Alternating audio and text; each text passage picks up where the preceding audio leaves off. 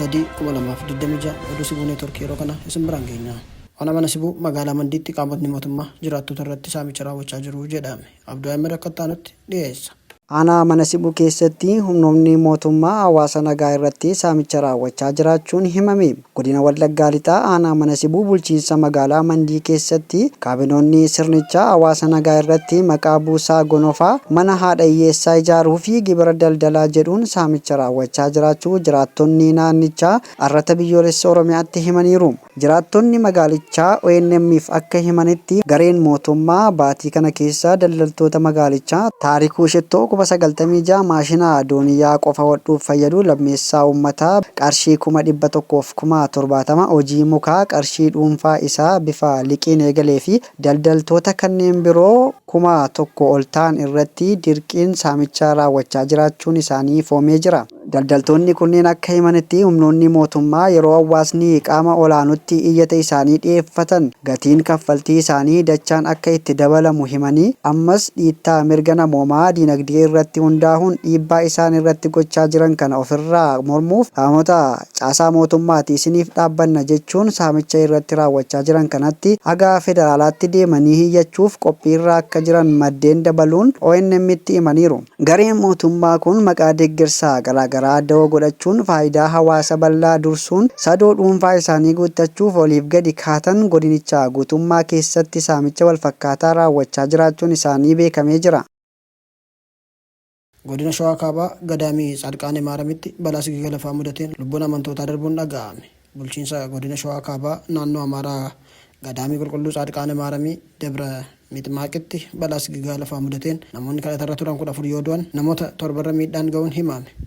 Bulchiinsi godinichaa namoota 7 qaamaan miidhaman keessaa 5 miidhaa ulfaataan irra ga'uu kan ibse yoo ta'u namoota 2 fi kaan miidhaa salphaan irra ga'uu eereera. Hojjettoonni balaa tasaa barbaacha lubbuu baraaruu fi yaala fayyaa osoo geggeessanii miidhamtoota iddoo balaa sanaa baasuus itti dabaluun ibsee jira. Bulchiinsichi ibsa baaseen maatii warra lubbuun isaanii darbeetiif gadda itti dhaga'ame ibsuun warri miidhaan irra ga'eefis dafanii akka fayyaa guutuutti deebi'aniif hawwii isaa ibseera.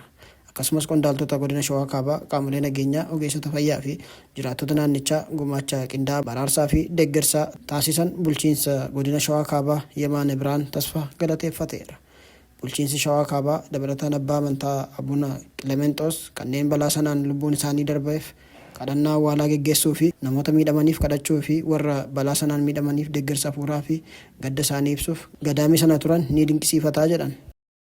Masrii, Sudaan, Jibuutii, Eertiraa fi Sumaaliyaan tumsa waraanaa Galaana Diimaa fi galoo Galaana Eden kan Saawudiin dursamu keessatti ijaaramuun himame. Saawud Arabiyaan gamtaa waraana galaana biyyoota hedduu haaraa Galaana Diimaa fi galoo Galaana Eden irratti argaman 8 saammatu gurmeessiteetti. Abduu Ahmed dabalata qaba. Masrii, Sudaan, Jibuutii, Eertiraa fi Sumaaliyaan tumsa waraanaa Galaana Diimaa fi galoo Galaana Eden kan Saawud Arabiyaan dursamu keessatti ijaaraman. Saawud Arabiyaan gamtaa waraanaa galaanaa biyyoota hedduu haaraa Galaana Diimaa fi galoo Galaana Eden irratti argaman 8 hammatu gurmeessaa jirti.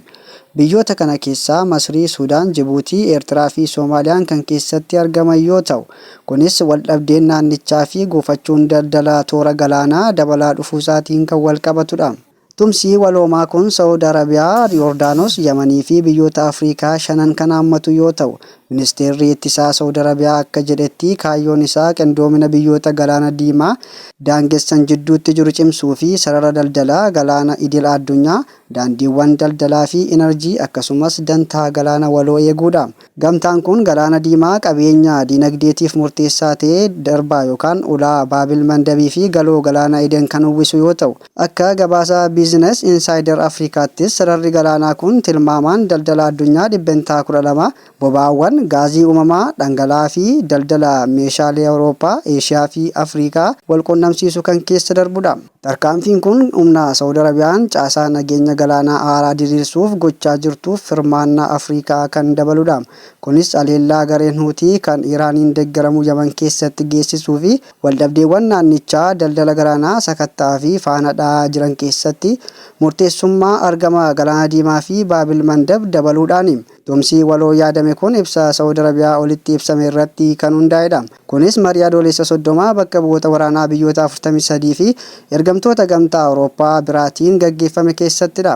Saudi Arabiyaan gamtaa kana ni dursaa fi teessoo waajjira muummee ni keessummeessiti jedhamee kan eegamu yoo ta'u, caasaa bal'aan kun karoora waliinii shaakala waraanaa, odeeffannoo wal jijjiiruu fi hojiiwwan qindaa'aa kan hammatu ta'uu danda'a jedhameera.